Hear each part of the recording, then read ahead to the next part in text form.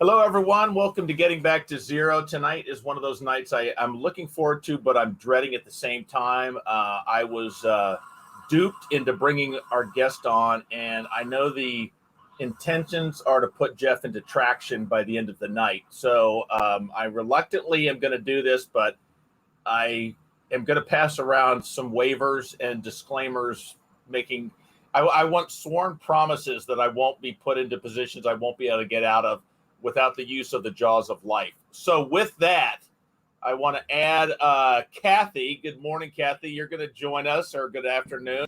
Not sure. Hello. Yes, I did dupe you into this, and I'm pretty proud of myself. I'm very excited, Jeff. I started, my thighs started cramping up just thinking about this, and my toes were in bed going in several different directions. I'm really proud of you for pushing through. Yeah, You are gonna, the rewards are gonna be endless. I promise. Just keep using the word "yet" at the end of every sentence you say to our guests. That's the only thing I'm gonna ask of you. I have the 911 with the air crane on speed dial ready. With that, I want to bring in from across, I don't even know where, the other side of the globe, but the Minister of Pain, Alex McRobs. How are you doing, Alex? Welcome to Getting Back to Zero. Thank you so much. I'm doing great. How are you? Well, right now I'm fine because I'm comfortable and I'm not, my ankle is not behind my back somewhere in some of these positions you do. But where are you? You're in where right now? I'm in Abu Dhabi, in the United Arab Emirates. So yeah, other side of the world is a perfect description of where I am. Well, I want to hear I want to talk about the sober yoga program that you do. I don't know what all you do. I've just seen some of the pictures of pain. And I want to, but I want to know how you got to this point. Also, I want to hear a little bit about your story. I did hear one snippet that you can't pass up on. That because alcohol was banned, you learned how to make your own. And we don't need to give the rest about this. Probably a trigger, but I got to hear that story at some point. So tell us just how did you end up over there? You're Canadian originally, correct? Yeah. So I grew up in the city of Toronto in Ontario, Canada. When I was 18, I went to Kingston, Ontario, which is about 3 hours outside of Toronto. And from there, I did my university degree in education. I had a Bachelor of Arts and a Bachelor of Education. And at the end of my university degree, they were really promoting teachers to move abroad. I know the teaching climate is a bit different in the States than in Canada, but in Canada, we actually, at the time when I was graduating school, we didn't have a teacher shortage. We had a teacher overflow, and there weren't enough positions available for the amount of teachers that were qualified. And so in order to kind of promote us getting experience, the school was really encouraging us to go abroad. And so they had a fair where they brought in international principals. And we actually had someone at the school who would visit all of these international schools and do presentations on his travels around the world, which was amazing. And so, yeah, when I was 23, I applied for jobs abroad, and that's how I ended up here. Wow. So how long? What was the journey? Where did this? And before we get into your sober story, let's just get this one out of the way. The home booze. Now, this was prior to sober entering your life, but what's the story of that? Yeah. So when I was deciding, where do I want to move abroad, I was really set on this idea of like South America, Central America, because I had traveled, to the Caribbean as a young person and had really enjoyed these holidays drinking on the beach. And so this was how I was visualizing my life. Like, okay, I'm just going to go move somewhere where there's a beach and drink on the beach all the time. And I applied for some jobs. I got some job offers. The offers were not great. I was pretty late in the game. I think it was like maybe March, and generally the recruitment season for these schools was like January. So I was a bit late in the game, and the offers I was getting for South and Central America were not great packages. And so I ended up being recruited by this principal for a school in Kuwait. Got a random email, genuinely had no idea where Kuwait was in the world when I got on the interview. Got on the interview at like 6 a.m. because it was 2 p.m. Kuwait time. And get onto this call, and I just really connected with this person interviewing me.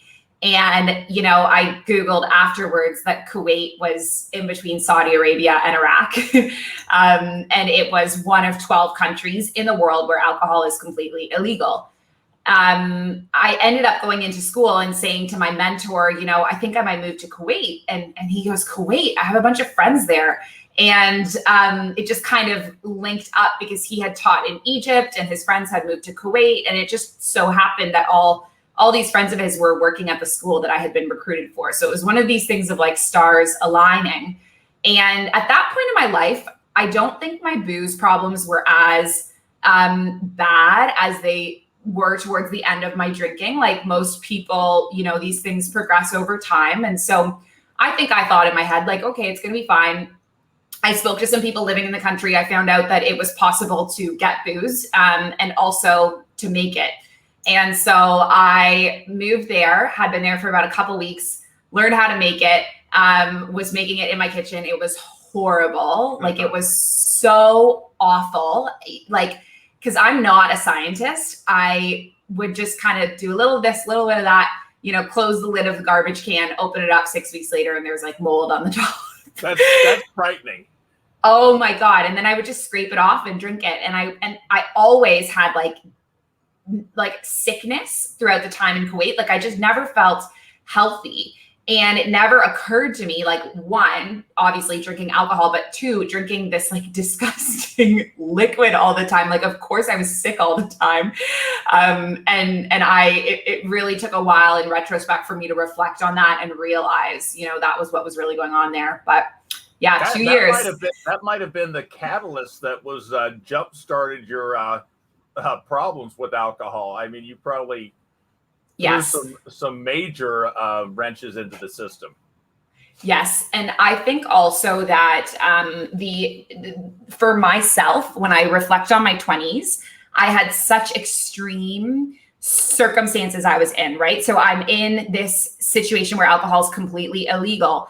And then I ended up moving over to Abu Dhabi, where this is kind of like the holiday destination of the region. People fly here from these other countries like Kuwait, where alcohol is illegal. People fly here for a weekend to do, you know, all day partying, drinking from noon until 8 p.m. And it's normal to drink like on a weeknight. They have ladies' nights where alcohol is free. And so all of a sudden I went from this prohibition to this like living in a resort. Like this was, for me, I was like, this is my paradise, right? But most people don't go through these intense extremes at such a young age. And I do think that that propelled me to find sobriety sooner, which I'm super grateful for, because it's like, I'm so happy now that I'm alcohol free. My life is so much better. But I wonder, had I not been through these, maybe it would have taken me longer to eventually hit the point that I hit and then choose sobriety. I want to hear how yoga came into the whole sobriety scene, but when did you realize this is something I need to stop? Yeah. So I had been living in Abu Dhabi for 2 years, I think. I moved here in 2017. I got sober in 2019. So yeah, about maybe a year and a half. And I was moving through a point in my life where, you know, I said, you know, they had these brunches. They call them brunches here, where it's unlimited drinking, unlimited eating from noon until 8 p.m. And so I was doing that every single weekend. And then they had these ladies' nights where you can drink for free every night of the week. And so I had completely normalized this idea of, you know, being drunk throughout the week and drinking wine with dinner, drinking beer with dinner. And so I had hit this point where I was, you know, daily drinking and drinking to excess on the weekends, but also sometimes during the week. And I was feeling my mental health was really low. I have a mood disorder, which I had been diagnosed with before this point and put on medication a long time ago. Medication was not working very well because I was drinking so much.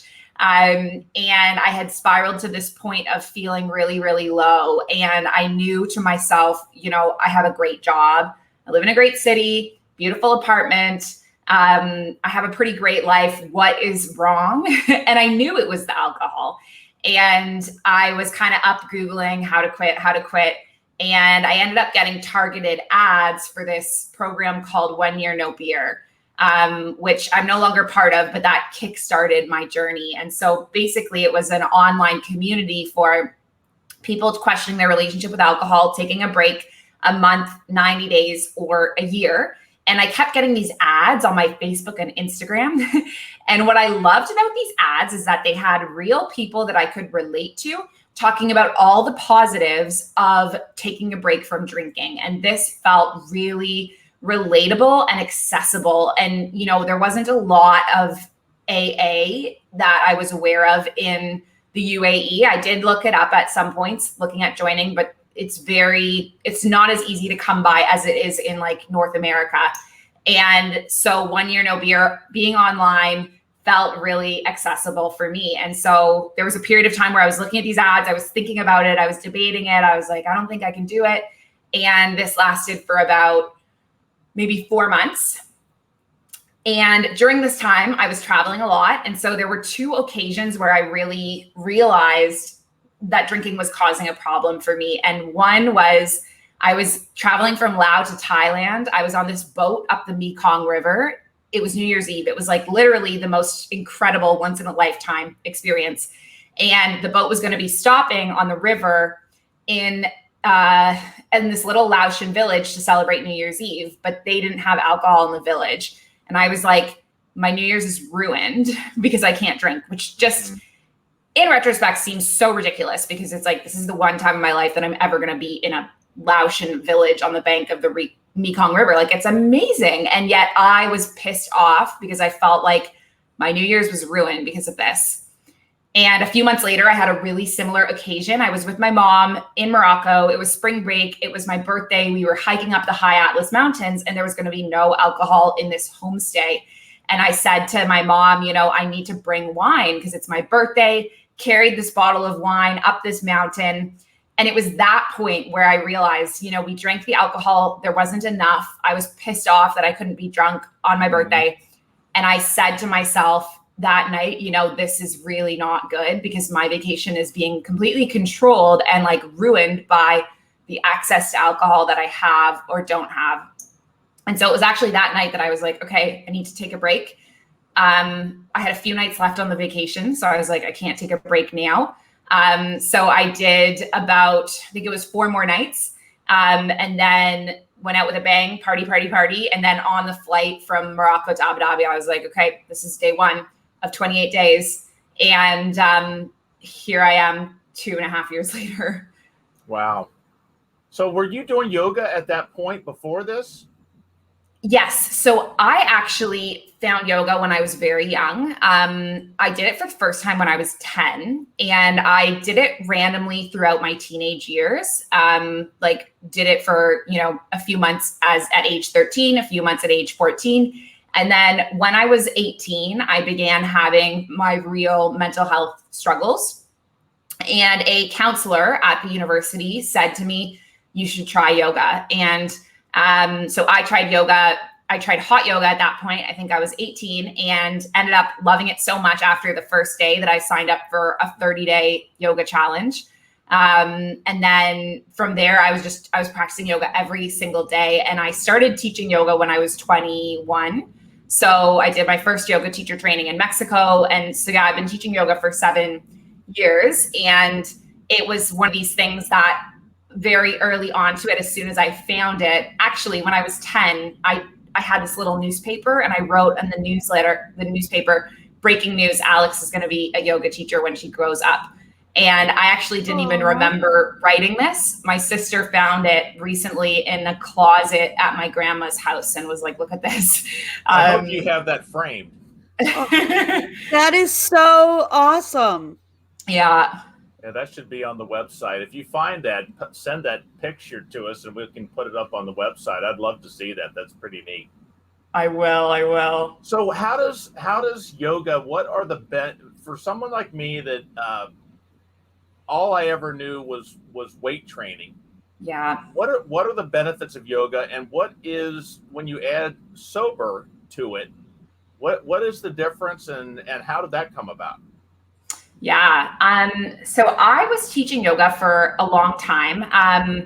And I was still drinking alcohol at the same time that I was teaching yoga. And I do feel, if someone can drink really moderately and practice and teach yoga, that's fine. Everyone has their own choices. But for myself, my binge drinking to excess was really not aligning with the philosophy that I was teaching, right? I wasn't walking the walk. I was just talking the talk about yoga. And yoga is, at its first level, you have the asana practice, which is the physical practice of doing all the poses. But there's actually much more to it than just the asanas. So there's a whole philosophy that it's built on, the yamas and the niyamas, which are ethical commitments. For example, the first yama is ahimsa, which means nonviolence. I will do no harm to myself and to others. So what does that mean? On a basic level, it means taking care of myself. It also means that I'm not binge drinking. I'm not hurting myself with this substance because I want to love and support myself and be the best version of myself. And so there's so much depth to it just beyond the scope of the physical practice, which is also amazing. And it also, I'm sorry. I've never heard it explained that way. That is amazing. I've never heard it broken down that way. Keep going. I love this. This is great. Yeah. Kathy, you're a yoga. You do quite a bit, don't you?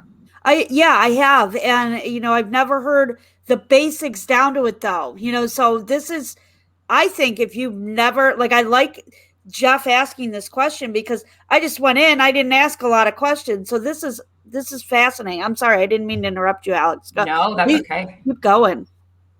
Yeah. So it's based on, there's this ancient text from 1,000 years ago, codified by Patanjali, who was a yogi in India. And he basically codified the 8 limbs of yoga, and the yamas are the ethical commitments. The niyamas are the moral commitments. And then the asanas, the third limb, is the physical practice. And then we have pranayama, which is breath work. And then we have states of meditation, which are the upper limbs of yoga. Eventually, the goal being to hit a state of what's called samadhi, which is almost like a sense where you've been able to disconnect from the ego and been able to disconnect from, all of the things that cause us suffering and see yourself and the universe as one and as whole. So that's a pretty in-depth explanation of it. And the beauty is that if you're brand new to yoga, obviously, Jeff, in your first class, I wouldn't be like, okay, these are all of these things, and you just dip your toe into little bits of it. But it's really beautiful because upon this whole philosophy, I've been able to build a program that goes hand in hand with sobriety, and you're getting a lot of the same benefits. I myself never did AA, but when I describe the work that I do to people, people say, it sounds like you get what a lot of people get out of AA, which is community, which is spirituality, which is connection to each other with kind of some philosophy to engage with, which is all of this ancient wisdom of yoga. So it's pretty amazing. It is. I mean, it's all the same kind of pillars. Jeff and I both have AA backgrounds, and to me, it's the same pillars. And it's never, like I said, it's never been explained to me. And I remember the first time I went to yoga, I didn't do all the, what I always love about yoga too is kind of almost in the AA mentality is take what you want and leave the rest. Yeah. And so, yoga is the same way for me. I can't do all the poses, but that's okay. But I remember just sobbing, laying on my mat, sobbing the first time I did it. Now I was still drinking then and all that. And I'm like, where is this? Why am I having these emotions? It was just this cathartic. And I just laid there sobbing at the end. And I was like, what the heck just happened to me? And it was I'm like, but I wanted more. It was so amazing. And I didn't realize I needed that release. And it was amazing. I see yoga as, and I am fascinated because my problems physically, Alex, are going to be as a 57-year-old. Man, flexibility and balance are going to be those are the things I've really got to focus on. That's what's going to take me down as I age. So I've got to work on that. But I think just like sobriety, I thought sobriety was about just giving up beer, and that was it. There's so much more, but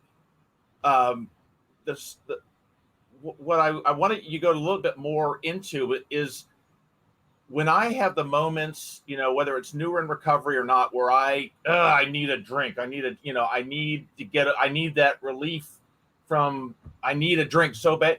There's tension, there's angst, there's anxiety, there's a lot built, inside of me. It's not that I just want the taste of a beer, or it's there's so many more levels to it that if I can fix those things, get that energy of anxiety and frustration and the stress of the day out, I think that would go a long way to reduce my need for what alcohol, I believe, maybe wrongly, but believe gave me.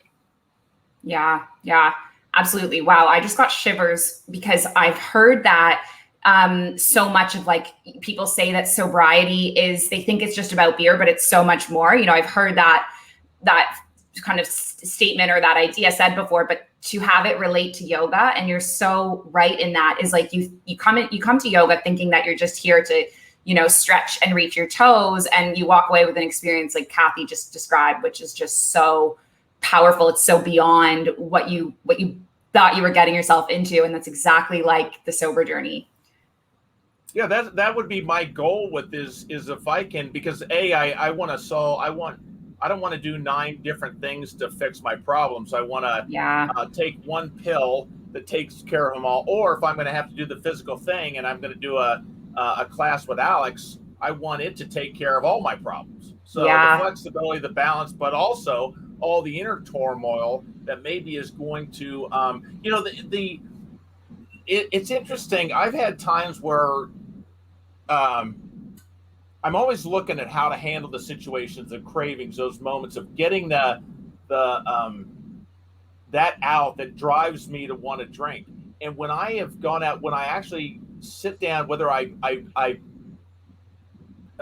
punch on a bag, or beat the heck out of it, letting that out, it just calms me down and it takes that away. And then it's not hard to say, you know what, no, I'm not going to drink. That's not going to be what I need, because it's a lot easier to make that decision. Dealing with cravings, when I dump all that energy out, isn't that hard for me. It's when I'm, loaded up with all that, that I have the losing battle. So I love the idea that, we hear the term mindfulness, that's why this really intrigues me, because I think there's a whole package of whatnot, of breathing exercises. I assume all of that's incorporated in what you're doing. Yeah. And, when you talk about cravings, there's one particular meditation that comes to mind for me, and it's called a rain meditation. And it's based on a Buddhist mindfulness technique. And it's all about recognizing and drawing awareness towards any sort of cravings or any habits of the mind or any emotional state that we're in. And then it's eventually, what's the I? I forget what the I is, but the N is nurturing. I is investigate. So investigating into like, why am I having this craving? Is it because something bad happened today at work? Is it because I'm tired? Is it because I'm triggered by, something that happened today, maybe an interaction with a relative that upset me? And then the N is to nurture yourself. So to show yourself some love and compassion, which is one of the cornerstones of mindfulness, right? It's like seeing how you are in the moment and just, giving yourself a hug almost, and being like, it's okay to have this craving. But what tools can I use to heal myself enough that I don't need to reach for a drink? So is my breath going to help support me? Is like a bath going to support me? What do I need? And it's just kind of like bringing loving awareness to what's happening in our heads. And I think that is really an extension of like the whole yoga practice, right? It's all about a mindfulness. So we tap into our breath. We use the breath as a doorway into the moment, and then we feel what's going on with us, and then we look at ourselves compassionately in order to manage that stress and that tension and release it in a way that is helpful and not harmful. So, Alex, let me ask this. That was beautiful. And I definitely want to get information on that, because I think that is that's the cornerstone. That's the, like, let's take a pause and, connect it all together. So let's move through here. How did you marry basically your yoga teaching sobriety into what you're doing now? Because that's what struck me when I found you on Instagram. I mean, you were like everything I have been looking for in my sobriety. And I was so excited to meet you, and hear more about this. Yeah. So I actually was never planning on combining the two things. When I started my business, I was running the Mindful Life Practice, which was a yoga community. And then I started sober coaching, and I had a separate website called alexmcrobs.com, which was my sober coaching website. And then I ended up doing some yoga classes for 1 Year No Beer. They asked me to run some programs for the group. And as the whole group got together, it was maybe, there were thousands of people in 1 Year No Beer, but I think there were like 20 of us on one call. And it was the first time I had been in a room or held space in a room for all people on the sober journey. And I remember it just being powerful. And so I started doing sober yoga separate from my yoga community. And I was trying to run these two things concurrently, two different businesses. And I don't know what the turning point was where I realized this is all one thing. This is all one thing. We are all here to heal and recover. And whether or not you are on a sober journey per se, my community is open to everyone. But the sober niche is a giant aspect of what we do. And so basically what I offer on the foundational level is Sober Curious Yoga, which are classes that happen. And what separates my sober classes from a regular class is that we have a check-in. And the check-in allows people to pick up a talking stick, share how they're doing on their sober journey, or, with things happening in their life. And we listen with acceptance and non-judgment and curiosity, and we try not to interrupt or give advice. And then when each person has put down the talking stick, then we move through a yoga practice, which I might have themes around sobriety, right? I might have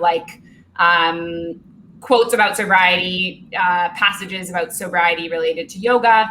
But it's what really makes it different is that special community connection.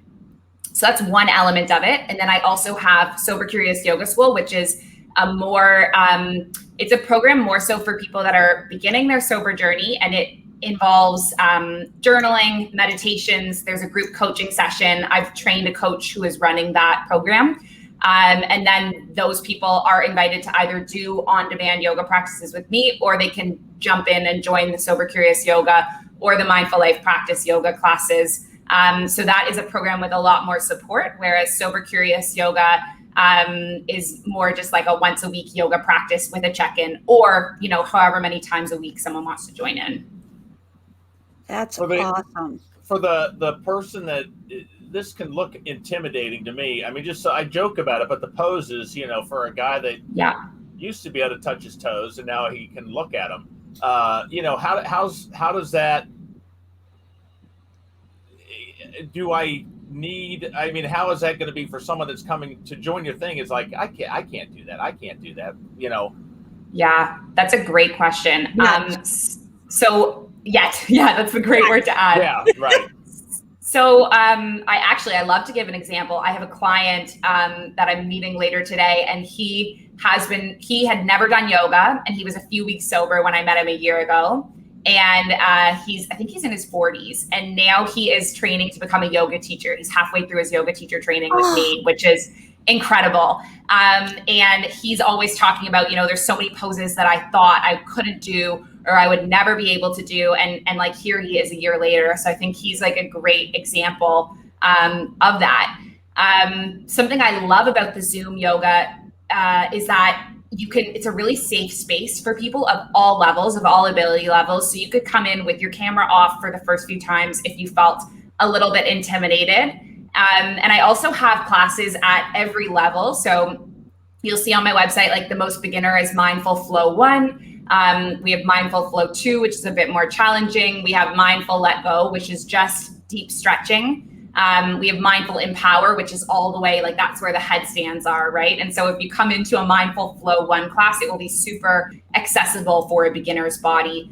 But I also really try to offer so many accommodations, because really the goal is not the pose, right? The poses are just a vehicle for us inquiring into ourselves and exploring what's going on with us today.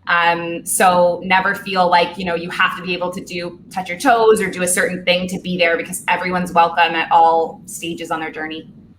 You know what this reminds me of, Jeff, is in connecting this, Alex, to AA, is a lot of times people get stuck on two things when coming into AA or any group. A, I don't want to have to give it a label. B, especially, like in AA, oh, I don't want to have to believe in something spiritual. But, we come out and go, okay, we took what we could and left the rest. And that's exactly what you're saying, Alex. Like, the rest of it, the steps are a vehicle and all of that. It's the same thing with this yoga. It's amazing. Like, you're like, you framed it the same exact way. Like, just, this is a vehicle, but there's, again, everything is connected at the end of the day. I always say, when I talk about my journey, I was so disconnected from myself, and slowly I had to, weld that back together. And that's what I hear you saying, Alex. Yeah, exactly. Can you, two things. One, is this something that I would have to start with class 1, or can you just join into a session, or is it progressive? How's that work? Yeah, that's a great question. So we run our classes in seasons, so like 8-week blocks. You're welcome to jump in anytime though. Like, you could join Mindful Flow 1, for example. I think we're 3 weeks into our summer season, but people join at all times, and it's totally fine. I can just do one class and get my certificate, just join at the end for graduation and then tell everyone that I'm... Yes, but I feel like yoga is much like sobriety, in that we have to work on our sobriety every day, right? And it's like, sobriety is a practice, right? And so our yoga is a practice. And so yes, you could do one class and say that you're a yogi. But to really feel the benefits of yoga, I would recommend, like, at least, once a week joining a class, and just kind of seeing how you feel after a period of time.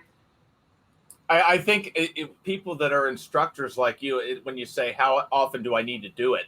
The question is, the instructor is going to say, well, for me, 4 times a day. But for someone that's me, that's going, okay, yeah, I have a schedule. Is once a week, is it something I need to be practicing on my own? What's the recommendation for someone that's new? What's the frequency that you suggest? I mean, everyone is different. It depends on kind of what else you're doing with your movement, your exercise.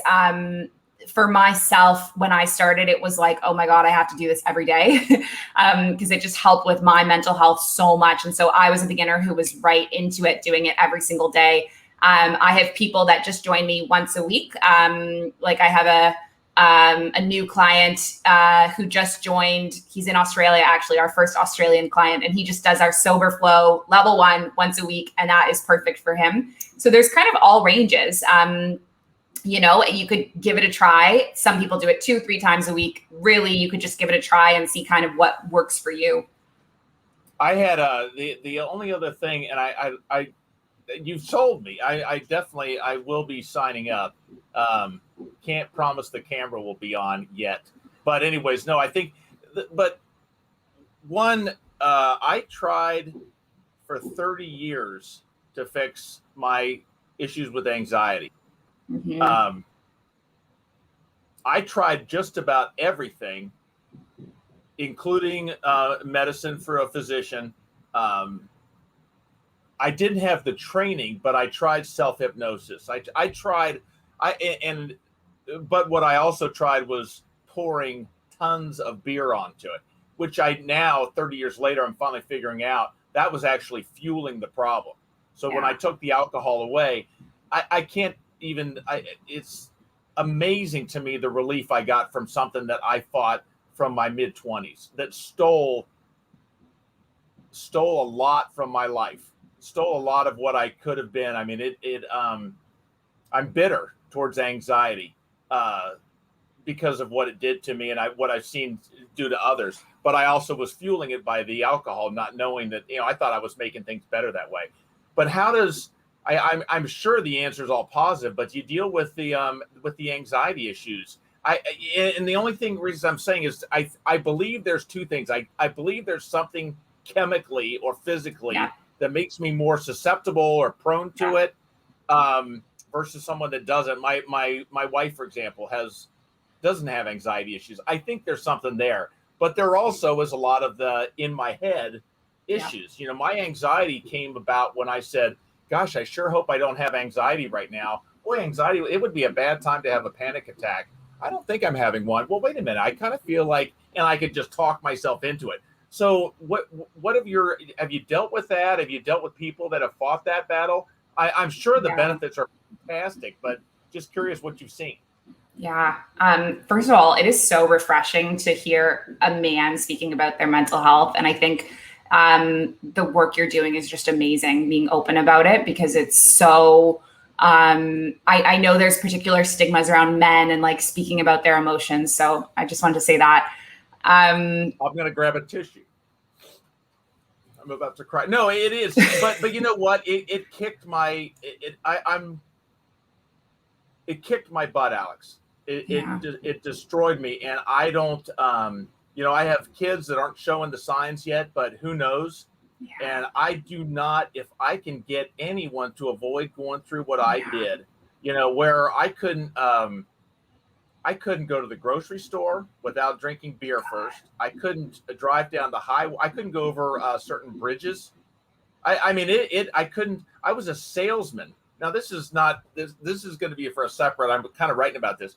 I was a salesman afraid to go on sales calls. Kind of tough to land the big deal when you can't even, when you're in a parking lot hyperventilating and chickening out of going on a sales call because of anxiety.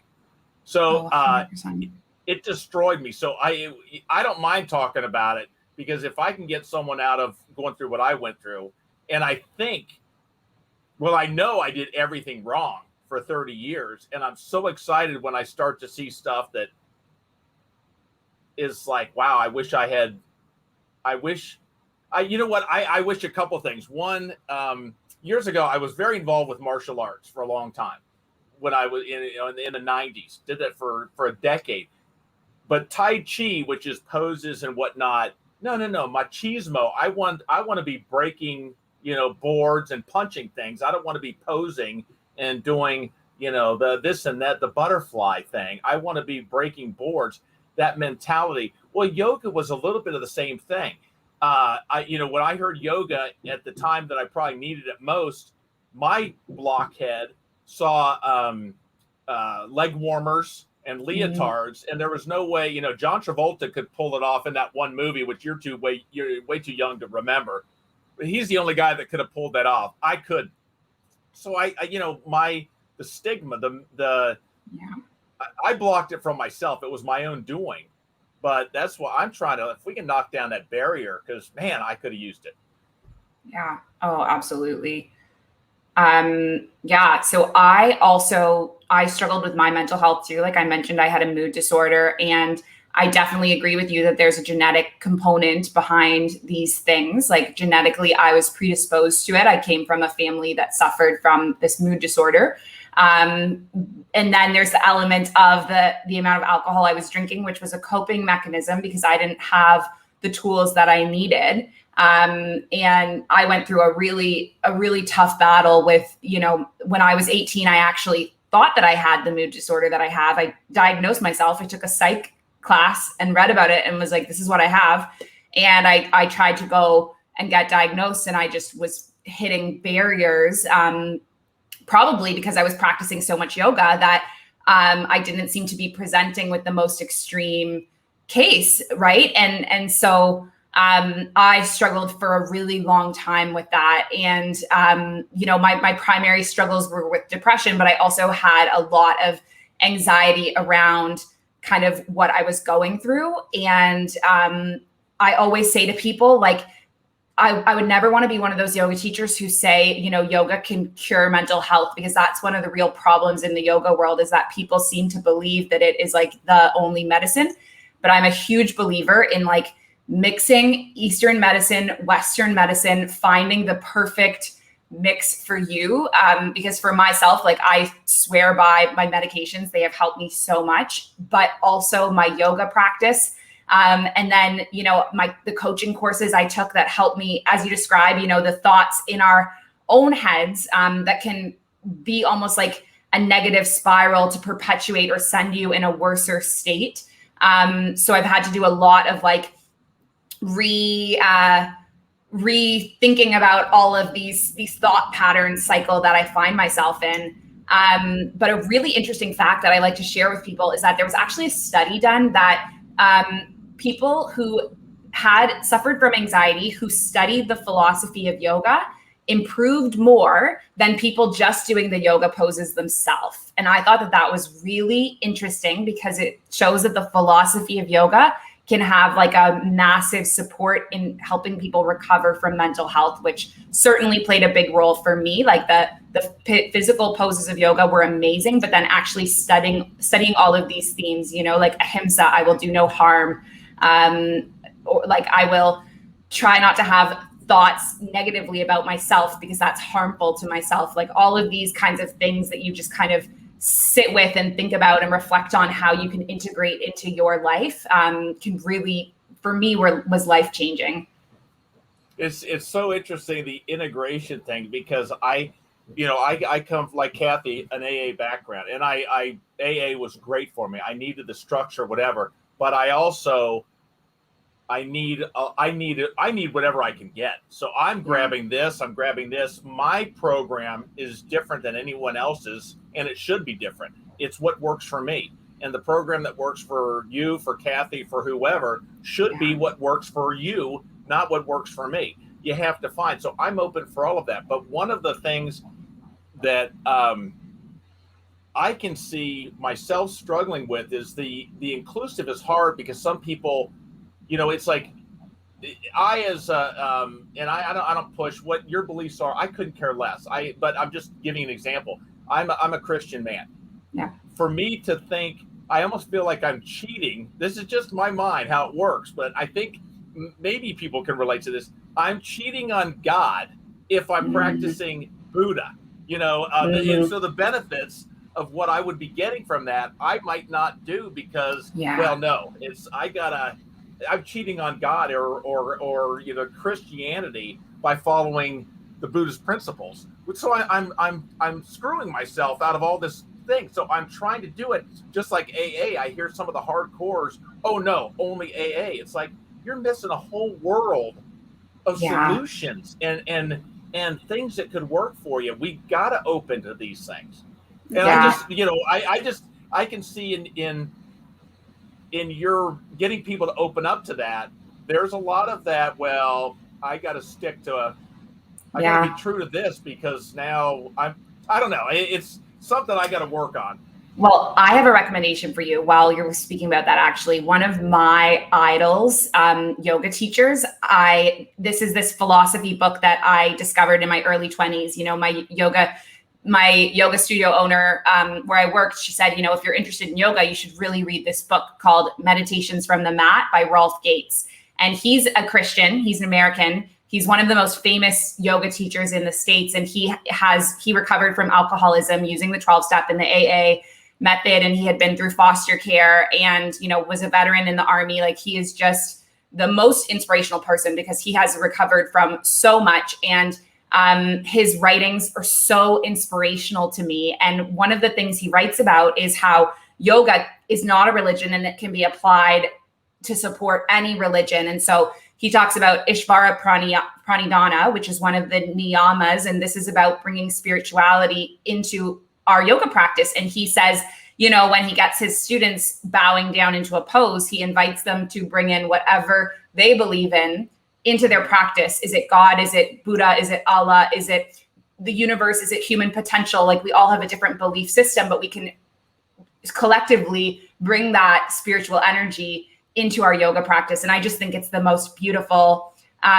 thing. So if you're looking for kind of some a little bit more reading about that, I would really recommend that book. Well, I'll get that from you after we're done, and I'll put that on the Facebook, on the group pages and whatnot, for people to check. But no, I have to be inclusive, and I love being inclusive. Yeah. But I know the mindset is out there of, well, I've got to just stick to this one thing, and I think it's a shame, because there's a whole, you know, we're all looking to get to the same spot.